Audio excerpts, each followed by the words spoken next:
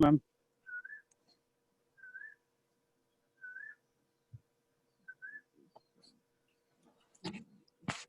Madam. Sir? Madam, you can start. Okay. Very good morning and a warm welcome to the esteemed speaker of this FDP and all the enthusiastic participants to the second day's session. I hope all the participants gained considerable knowledge in speech processing and its applications from yesterday's session. Today's session will be more engrossing as it covers AI and machine learning. I request our speaker, Dr. Anil Kumar, to commence today's session. Thank you. Can you make me co-host? Yes, sir, you are already host, sir. You can share. Okay.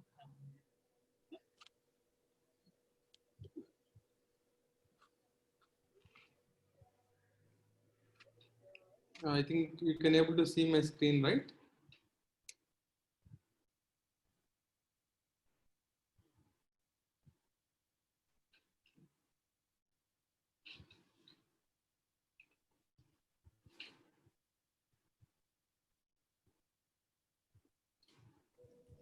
Yes, sir, it is visible, sir. You can start. I think I stopped sharing the screen, I guess, right? No? Yeah. Is it visible now? 1 second, sir.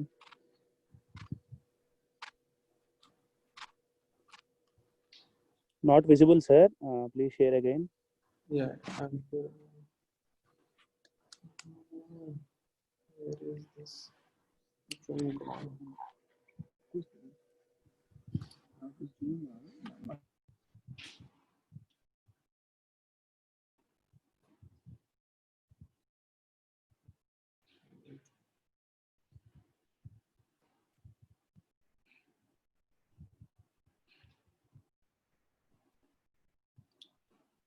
Is it visible now?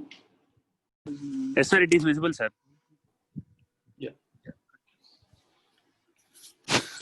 So, in this session, I'm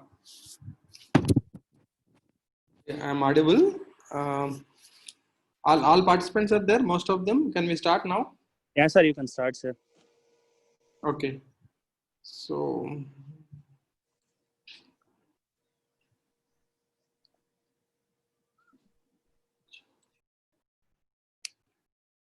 yeah.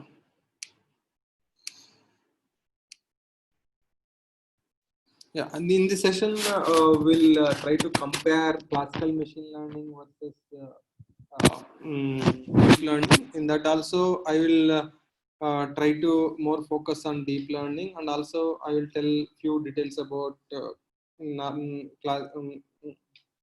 general what is artificial intelligence as well. Okay. So, nowadays, in general, AI or deep learning, there are several applications. Like yesterday discussed, there are several applications in speech in the form of Apple Siri, Amazon Alexa, or OK Google, and Microsoft Cortana.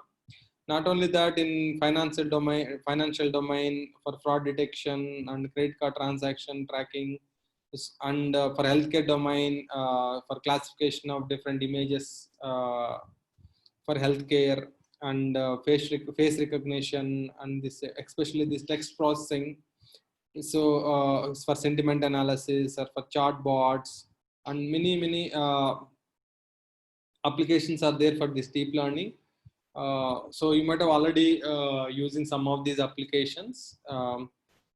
So a lot of applications are people are building because there are promising results are coming, and the more applications are there for this artificial intelligence and machine learning. And I didn't mention here, but robotics and other things are also based on machine learning only.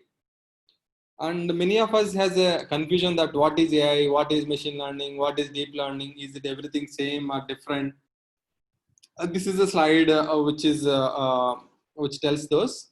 If you want to use one term for everything, you can use the term artificial intelligence. Okay. If you want to use only one term, that is the broad term is artificial intelligence. what is the meaning of artificial intelligence is use any technique, use some rules or use some machine learning or use deep learning or whatever you use, you generate intelligence artificially. Okay, the name itself suggests artificial intelligence. So to the machine, if you can generate some kind of intelligence artificially, whatever the approach you use, that is AI, artificial intelligence. In that, machine learning is a subset of AI. Okay, in that, subset of AI techniques, which include some statistical techniques, like you might have heard approaches like Navi-based, random forest, support vector machine, hidden Markov models, Gaussian mixture models, k-means algorithm, basic k-means algorithm, like that. There are some problem for supervised learning and unsupervised learning, there are several machine learning approaches are there. And nowadays we are calling approaches like random forest, linear regression, Navi-based, and support vector machine. These are all we are calling it as classical machine learning models, because now era is shifting towards neural networks. So all other models people are calling classical machine learning models. And actually, if you strictly speak, neural networks is also machine learning model only. Neural networks is also machine learning model only. But if you use a more deeper network, that means more nodes and more layers, then it will become deep neural network. And as they are giving a lot of promising results, then that itself become a separate field. Now deep learning is becoming another field, but otherwise deep learning is also part of machine learning, and machine learning is part of artificial intelligence. Okay, those three are not they are not synonyms actually. If you want to use one term, use artificial intelligence. And you want to name some 4-5 classical machine learning techniques. Don't want to name it as AI, you can name them as machine learning. And neural network is also for machine learning only. But if you use a deeper neural network, that is called deep learning. That deep learning is also part of machine learning. Okay. So that's why don't confuse between what is AI, what is ML, what is DL. All are same, and the one term if you want to use, that is AI, artificial intelligence. Okay, now this talk will go like this, that mostly you will get more clarity on this talk in the next session, because there I will take one example and I will demonstrate with the help of classical machine learning approach and the neural network approach. And you can see why neural network got popular. But now today I will tell theoretically, and if possible I will show that TensorFlow background for understanding why neural network got popular. Okay, nowadays everybody is telling neural network. Why they got so popular, we should understand now. Okay, so that is the main goal of this session. So neural networks are not new. Okay, you might have heard the name Professor Ragnar. He also written neural network books in late 90s. My guide is his student at IIT Madras, and so we have heritage of that. Fortunately I worked with him in IIIT Hyderabad. I worked with him as a colleague with Professor Ragnar sir. So he has done a lot of work, around 10 to 12 PhDs, including my guide's work during 2005, 1 to 5. That time itself they used neural networks, because that time Sar is writing neural network and he is exploring neural networks that time. So that time itself neural networks are popular. But again after 2005 or 6, then there is a gap of some 5-10 years. There is not much work in neural networks. Again now everything is neural network. The reason behind is that people will call it as a second wave or third wave. Some people are calling it a second wave, but if you follow the history of neural networks, actually it is a third wave. Theory has come in 1950s, and then 90s and early 2000s it got a lot of popularity. But again, because of some issues, especially the gradient descent problem and those things, it has stopped. And then now again it got a lot of popularity. So the reason behind current popularity is the following. Because if you ask any application, like here written, no, speech recognition, image classification, natural language processing, chatbots, personal recommendation, prediction, anomaly detection, fraud detection, drug discovery, autonomous cars, vehicle analytics, whatever you take to pick up the application. Now neural network becomes the norm. Earlier for different applications, let us say for example, speech recognition, hidden Markov models, the classical machine learning model called hidden Markov models is very famous actually. For image classification, some of you might have heard, support vector machines are very famous till last 10 years. But now all those things, everything is replaced with neural networks. The reason behind is that the reason is basically two things. One is the amount of data for speech recognition or image classification is increased enormously. Now memory is not a constraint, and we are generating huge amounts of data. Okay, data become huge. And second thing is that earlier, even if data is more, I don't have a computation power to process that data. But now as GPUs have come, and I do have enough amount of computation power to understand this data and generate the results. But if you see this graph is nicely drawn, you can see that if the amount of data is less, okay, then classical machine learning, that red color one, works better even compared to neural networks. But after some amount of data is done, after some amount of data, I don't have enough number of variations or variables in my classical machine learning model to optimize. Okay, my model parameters got saturated, and I don't know how to improve the performance of my system. But on the other hand, neural networks have many parameters. That's why they are called deep neural networks, because deep, the moment we call deep, then there's so many parameters to optimize, and then it can absorb the large amount of data, and at the same time, more importantly, my performance is keep on improving. It is not saturating like conventional machine learning approaches.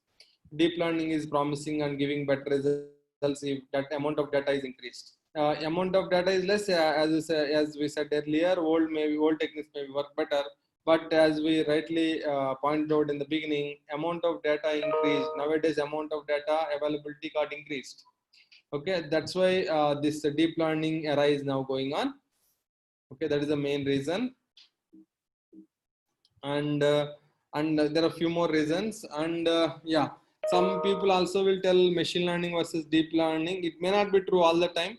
But yeah, now to tell the importance of deep learning, they also say that earlier we take the data and extract the features, and then we'll give it to the machine at the training phase for classification. For example, here we take car example. From the car, we'll extract some features and build our model. And once you give the similar features in the testing phase, we'll get to know whether it is a car or not car. But deep learning, what it is saying is that you take the data and no need to extract features by any signal processing approach or anything. You just give the data to the neural network. Neural network itself will extract the features. For example, convolutional neural networks. Convolutional neural networks, also known as CNNs. CNNs are famous in image processing. They say that they will extract features by themselves. Basically, convolution is nothing but filtering. So by applying filtering on the data, they are extracting the features. The neural network itself is extracting features. Okay, so it need not be that all the time we have to give the you have to feed the raw data to the neural network. It need not be. Even you can extract features and give it to the neural network. That's okay. But more importantly, deep learning means I have more nodes as well as more number of layers here, so that it will become deeper network. Okay. So we will see some basics of neural networks. Yeah. So as all of you know, neural networks are inspired by our neurons, that our brain, because our brain is what is the reason for our intelligence. So they want to know how brain works, or what are the main parts of brain, and can we replicate that using some mathematical modeling. That's where this neural network has come into existence. So they thought that my brain contains a lot of neurons, So, and these neurons will are well connected with each other, and they receive the input and they little bit process, and then they will feed it to other connected neurons. So same thing what the neural networks also does. So neural networks takes the input and it will weighs with some weight and then submit all of them and pass it through some activation function to observe the nonlinearity relation between them, and then it will, after summing up, it will pass to this activation function and then will feed it to connected neurons. Okay, so this is how you can see here neural networks. Once that input is there and it will be weighted and given it to another neuron, another layer neuron, and then this is again weighted and give it to next layer.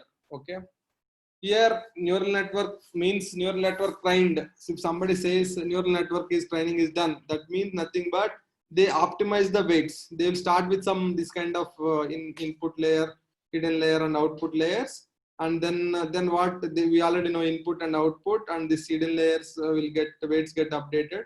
So main thing in here is that we'll start with some random weights, and then based on our algorithm, learning algorithm, we'll update the weights. Okay, my neural network training is done. That means my weights got optimized. Okay, so I can know how to transform from input to output, or how to classify from input to output.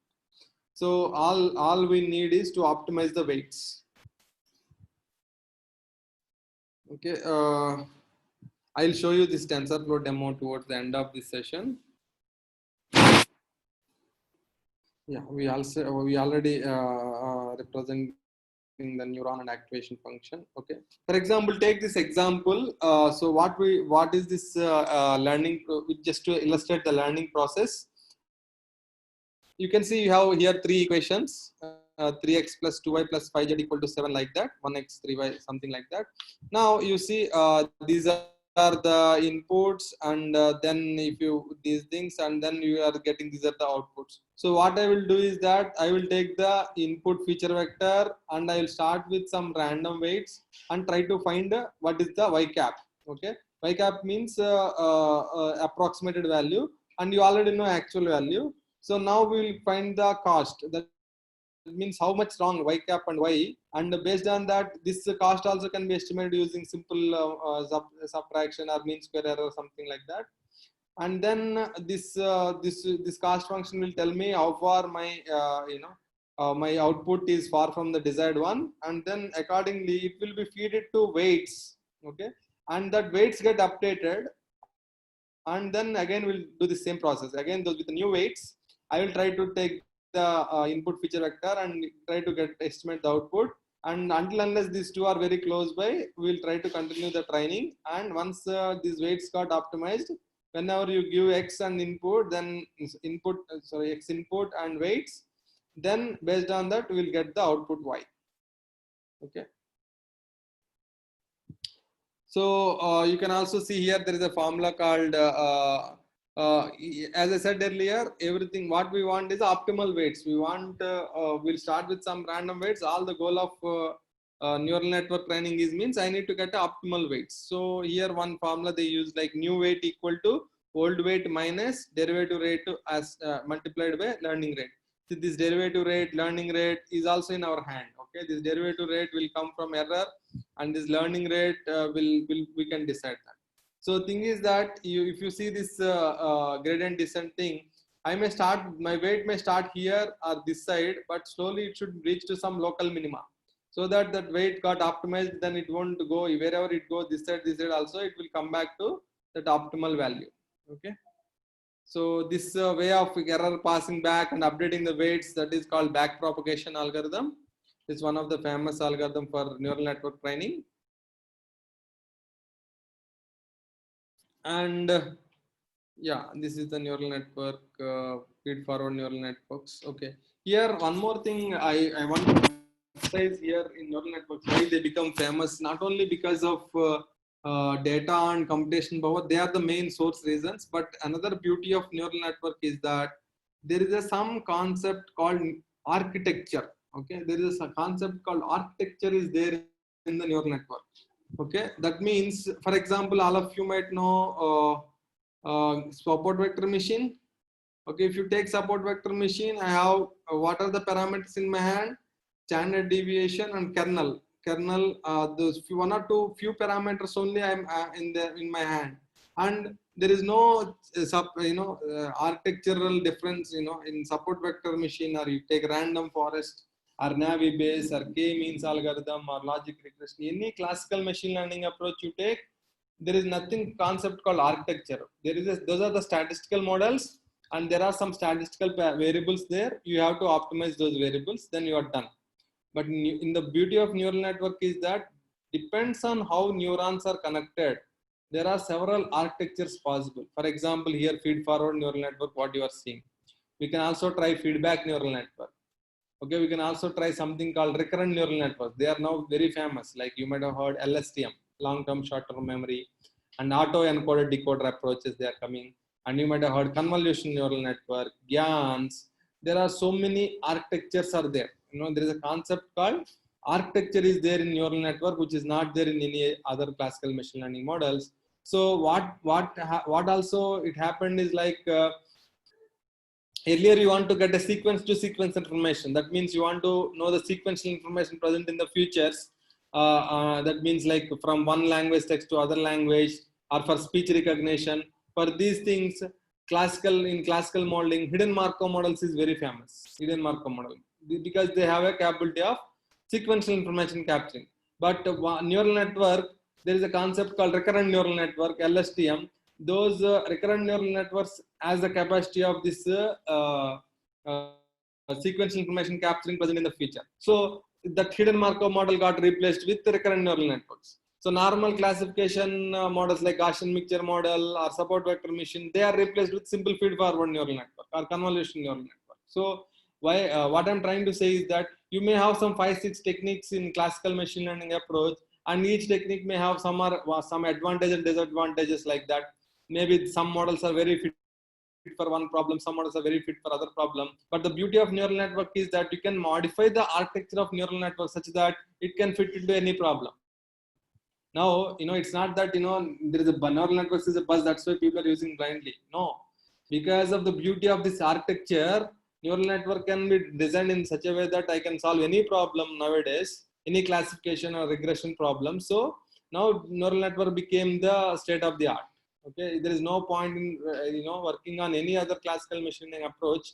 For comparison purpose, you can work, or if data is very less, you can't build neural network based sophisticated models. Very particular problem and data is very less, then only we should go for classical machine learning. Otherwise, whenever data is more, then we should apply neural network or different architectures of neural network. There is also a lot of research happening now with coming up with new architectures or existing architecture, how to tweak them and get the good results. So forget about the comparison of neural network with other classical machining approaches. Nowadays, the thing happening is that classical machine learning and some problems, classical machine learnings are gone. Only deep learning there, and how comparison are coming is coming up with the new architectures. As I'm emphasizing in now, there is a something called concept called architecture concept is there in neural network, and some architectures are will solve one particular problems. And if what happening if similar if somebody comes with some architecture of neural network and it is using for particular application, then what is happening? Whoever is using the similar application may not be the same domain, different domain, similar application. They have started using those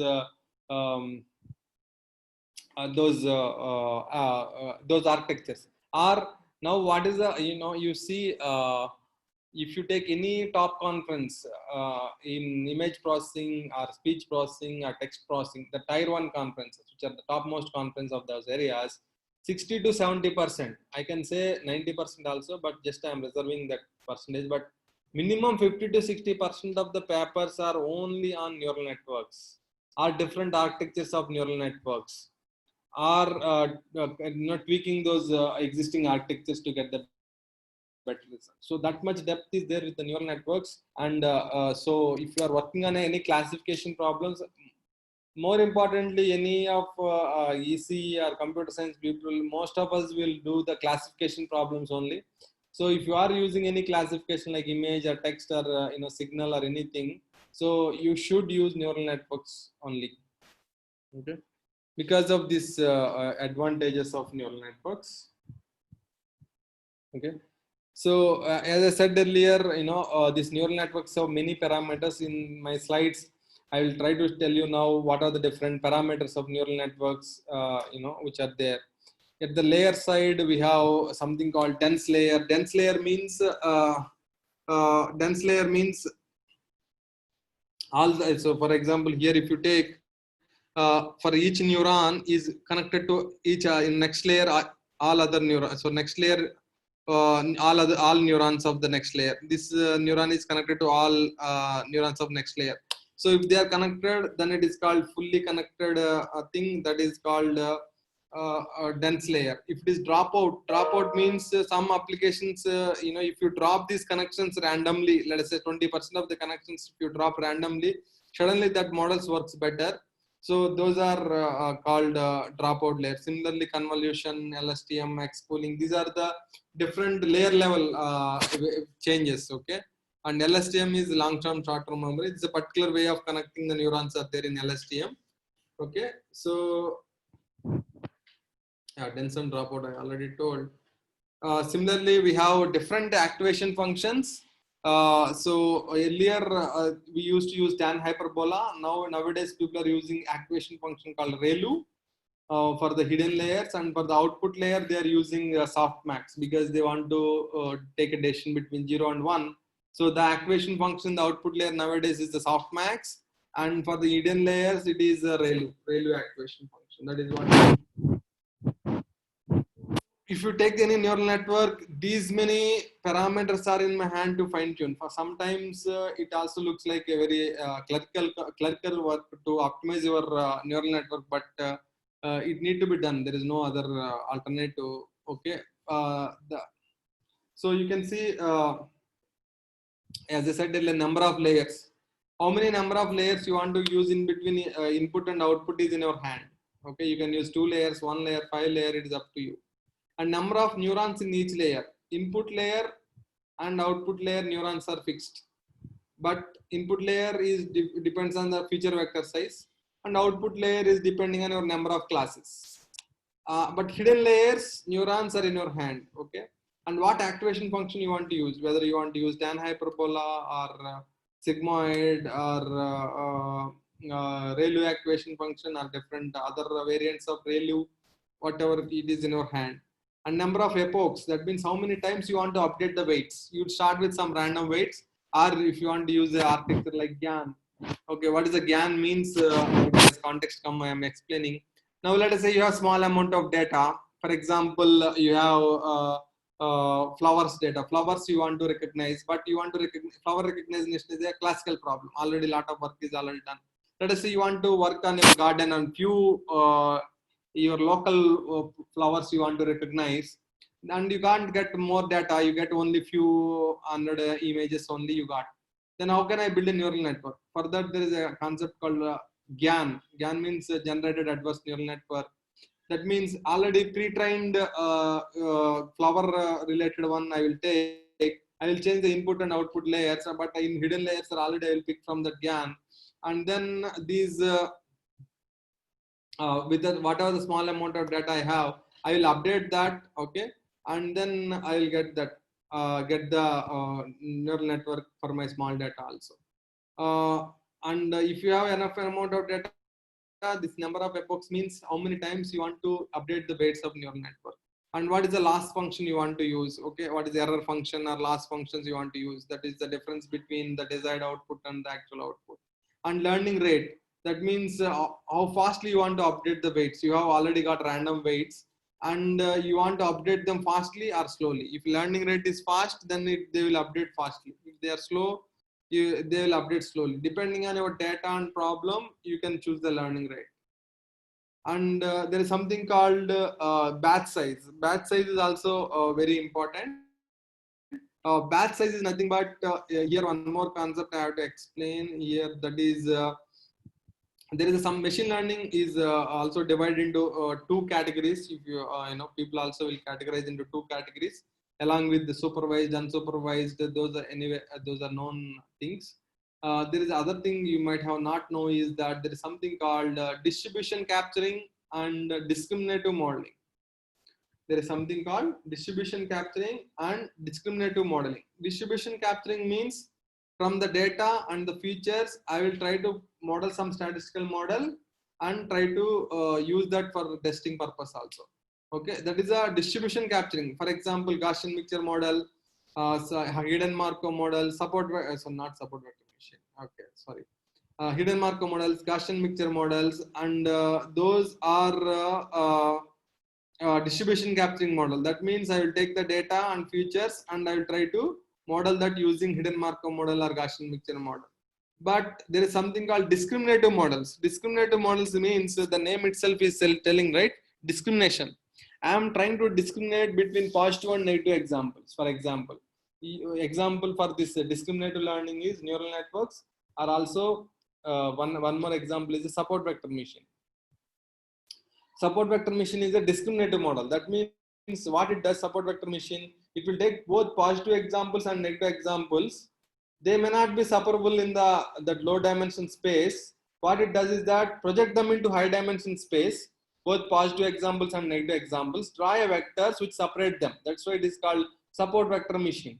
So if you see in support vector machine, I'm not capturing any distribution of the features. What I'm trying to do, I'm trying to discriminate positive and negative examples. I will project them and try to discriminate both positive and negative examples. Similarly, in neural networks are also discriminative models, because I won't model one neural network for one problem. For example, I am doing image classification, flower recognition. Let us say I have 10 flowers. So I have only one network, okay, for classifying all the 10 things. For example, you take any modeling like Gaussian mixture modeling or other like hidden Markov models or those things, they will model one flower separately. Okay, and whenever test case comes, I will test with each model, and whichever model gives the high probability, I will hypothesize that this test case is from that model. That's how distribution capturing works. In discriminative modeling, you usually will have only one system which will discriminate between positive and the negative. That means the desired one and the other ones. So in neural networks, those are mostly, you can say, we can say broadly or on an average, sorry, not an average, but mostly neural networks are discriminative models, but it need not be. If you, as I emphasized, neural network has an architecture. You can design some architecture, especially there is something called auto-associative neural network, which is there in the earlier 2000s, it got proposed. That can be used for even distribution capturing, okay? So don't worry on that, but overall neural networks are discriminative models. We'll have only one network. Let us say I have 100 flowers classification. I have only one network which can classify 100 flowers. So now there is something called batch size matters. What is the meaning of batch size? Let us say I want to train a neural network which has 100, which has to classify 100 flowers, and each flower I have some 100 examples. Let us say 1000 examples. Each flower I have 1000 examples. Like that I have 100 flowers. So I can't train. Let us say I will take first class and I will give I will update the weights of neural network for all 1000 examples. Next I will take the second flower category and take the 1000 examples and update my network for all the 1000. If you do like that, then neural network won't be trained properly and it will be biased to the particular class, and it won't update, weights won't get update later. So that's why what we need to do, we need to take, let us say 100 classes are there, 100 types of flowers are there. For each flower category, you take some example, let us say some 100 example, or some, let us say some 50 example. You take 50 examples each of them and combine them, make it as one batch. Okay, here comes the batch. One batch you take, which covers all classes and some examples depending on your batch size, and then we'll give it to the neural network model to update the weights. Then if all batches are completed, that means one epoch completed. That means one step, one time training got completed. Okay, if you are training 20 times, that means each time all batches should be completed. Okay, we won't train for one flower category by one flower category or one class by one class. We take examples of each class and update the weights regularly, so that it won't be biased to a particular class. So that's where batch size also, even if architecture is same, number of neurons same, everything is same. If you don't choose the batch size properly, that also can give you a lot of error. Means performance may be reduced. Okay, and also in gradient descent there is something called momentum parameter. So the weightage given for the earlier steps, and there is something called kernels or activation functions, and there is something called concept called kernels we can vary, and number of features we can vary, and also gradient descent methods we can vary. So many parameters are there in neural networks to vary. Because of that, we are trying to achieve better performance than classical machine learning models. So just to emphasize in this session, what we are take home message is that neural network got famous because we have huge amounts of data, huge amounts of computation power, and neural network has a concept of architecture. I can come up with a better architecture, and neural network has enough number of parameters to fine tune and observe huge amount of data and give a better result, which is not the case for any classical machine learning approach. Any classical machine learning approach has only few parameters to fine tune, and if the amount of data increased also, after some point it gets saturated and performance won't get improved. Okay, so yeah. So to see this neural network, there is a background called TensorFlow background. Okay, can you see this neural network background? This is from background class TensorFlow. This is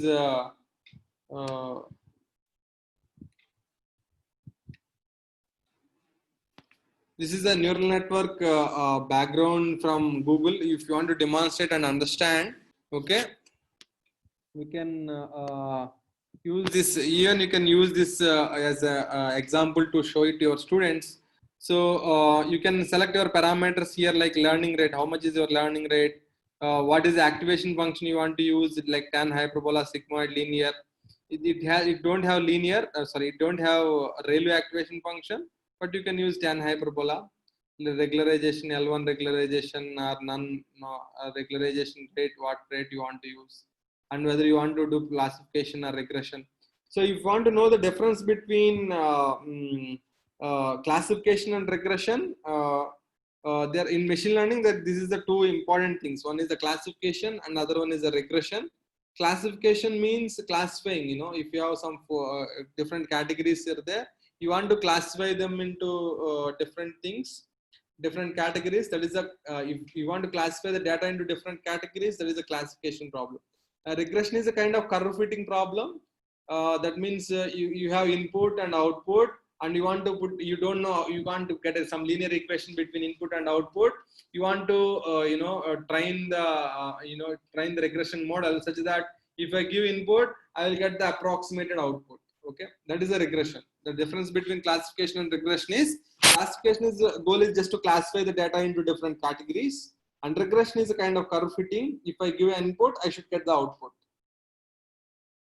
Okay, kind of you can use. That's why regression you can use for solving the very typical equations which you can't solve mathematically. You can get that, you can generate the data by giving different inputs. You will get the different outputs. Those can be used for training, and then regression model will be built whenever you give the new input and you are expected to get the desired output.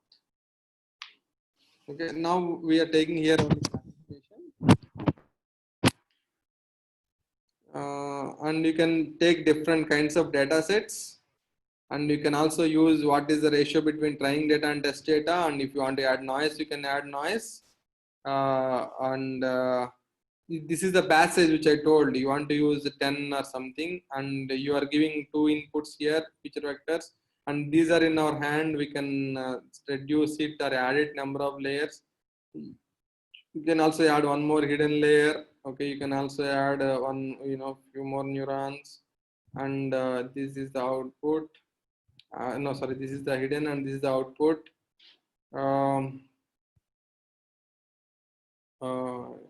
So you can also, if you play this one, then you can see the test loss and training loss here, and after some time they get optimized, and this your neural network got optimized. Okay, there is not much variations. Okay, you can see in this figure there is not much output variations are happening. Okay, you can also see how input is going between two neurons and that and then how it is coming and getting classified.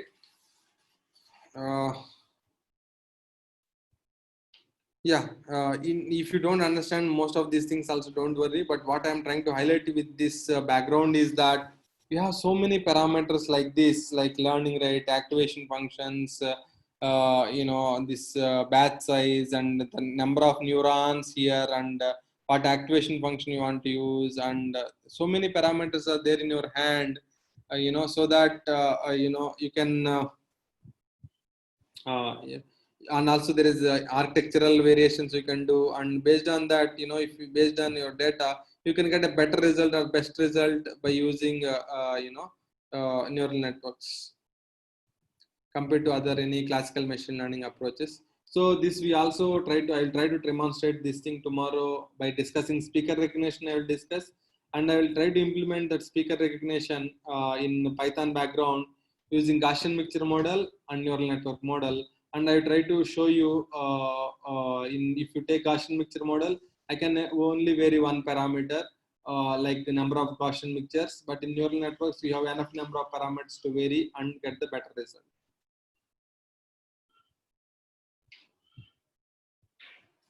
Okay, so yeah, so if you have any of you have another basic thing, if you want to know, like what is classification, 1 second.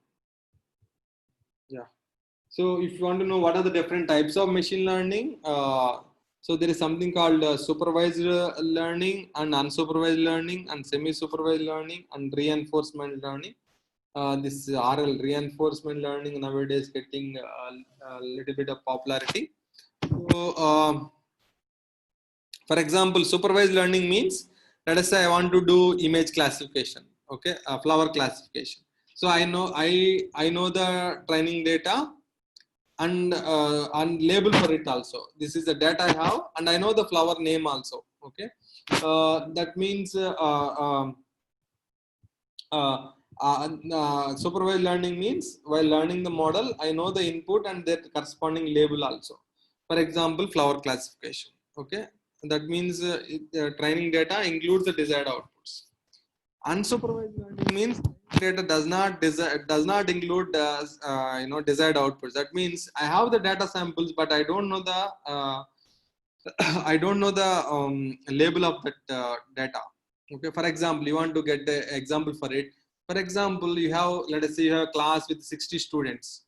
Okay, you want to classify them into 2-3 categories depending on their interest. Let us say you collected their roll number and name and their interest or their hobbies, and you want to group or like that some 2-3 parameters you took. Data is like roll number, name, their favorite hero or favorite movie, and then their favorite sport. Like that, you have taken some parameters. You have that data, and you want to based on that you want to group them into some 2-3 categories. Because students want to group them, maybe for some purpose, like make them into clubs or make them into some purpose. You want to group them rather than randomly grouping, like you come this side, you come that side. Based on their interest, you want to group them, but you don't know the group things beforehand. Let's say I want to group them like 3 groups or 4 groups. I have data and I have 4 groups. So this will be given to the model like k-means algorithm or approaches are there. For that, you will give this data, and based on that, whatever the clusters you want, you will get the clusters. So basically, unsupervised learning is kind of clustering your data. Okay, because we don't know the desired output, we want to just group the data into different clusters. And then semi-supervised learning means some training data has labels and some training data don't have labels. So semi-supervised means kind of training data contains only few desired outputs. Okay, other data you have to is not labeled, so we have to do sometimes semi-supervised learning. There is something called Reinforcement learning, nowadays it is getting a lot of popularity. So for example, I can give some example for reinforcement learning to understand that reinforcement learning is like, for example, you want to use some machine learning approach that if somebody in, let us say, airport, if somebody's actions you are observing, sequence of actions you are observing, and based on that sequence of actions, if they are suspicious, that machine should identify somebody. Okay, so depending on sequence of actions, we can say that these sequence of actions are normal. If somebody is abnormal, you just point out them. Okay, so that is the example for reinforcement learning. If reinforcement learning will focus more on sequence of actions. Okay, this reinforcement learning getting a lot of application in airport security.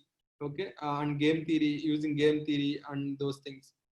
Basically, for example, as I told earlier, if you want to observe some people, and depending on their actions, if there are any suspicion, you see, one person can't observe everybody in the airport, right? One few security may be there, but they can't observe all people around the airport. So, but if you install some webcams and some server, and let us say it is observing the sequence of actions of that person, and if they are suspicious, then they can alert the corresponding security to observe that person is doing his actions are not proper. So then he can go and take the action. So that is the application of reinforcement learning. Now some work is people are working on this reinforcement learning. And yeah, as we said, that unsupervised and supervised approaches you want to see, these are the approaches for unsupervised thing, and it is in the continuous and discrete domains. And the most famous, and all of you know, I think, is the k-means algorithm. Okay, that means you take the data and you cluster them based on the means. Okay, you will randomly take some 3 categories. Let us say you take the data and you want to make 3 categories. You will take 3 random means and try to get the distance of each data point to that mean, and assign that data point to the center which got less distance.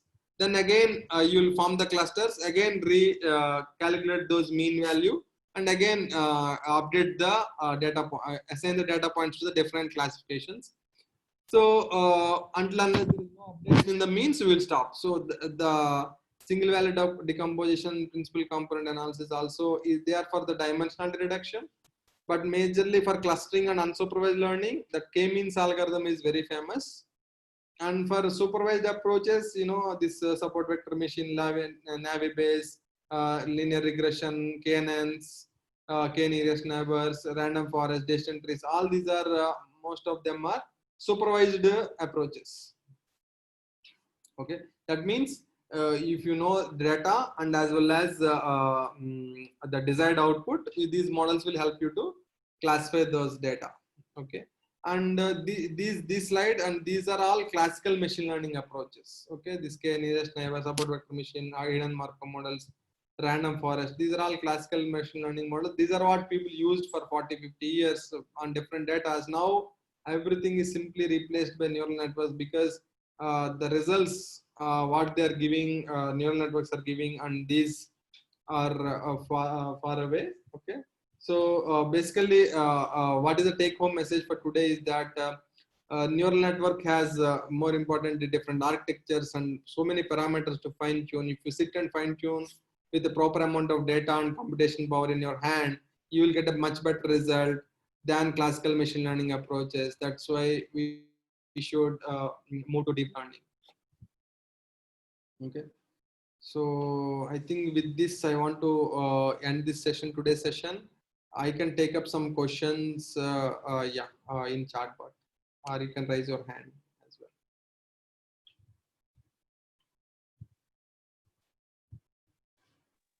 Tomorrow we'll see one application, and then we can see one classical machine learning example with the same data, one classical machine learning and one with neural networks, and see what is the difference actually.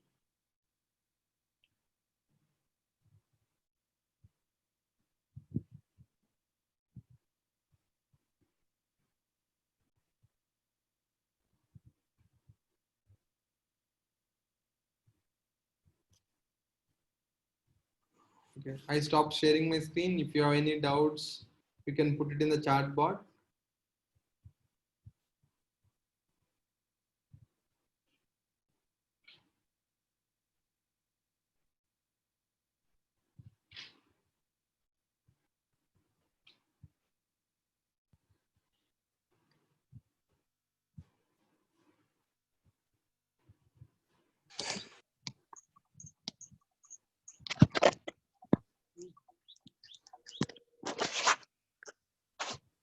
Sir, I think no one is waiting to ask questions, sir.